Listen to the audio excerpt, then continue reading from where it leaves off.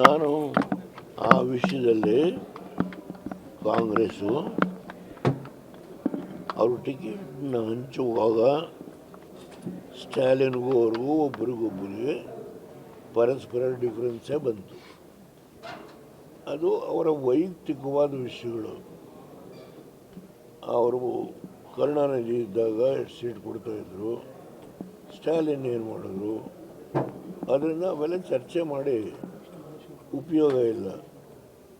ಈಗ ತಮಿಳುನಾಡಲ್ಲಿ ಒಂದು ಹೊಸ ಶಕ್ತಿ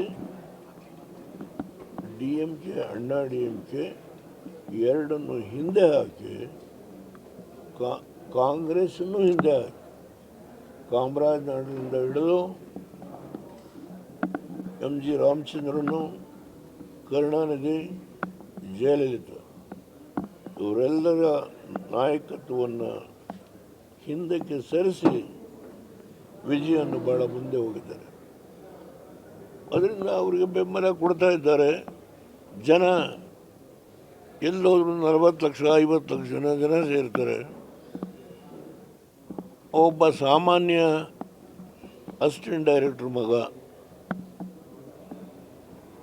ಆ ಎತ್ತರಕ್ಕೆ ಬೆಳೆದಿದ್ದಾರೆ. ನಾನು ಅವ್ರನ್ನ ಅಭಿನಂದಿಸ್ತೇನೆ. ಅವ್ರ ಬಗ್ಗೆ ನನಗೆ ಗೌರವ ಇದೆ.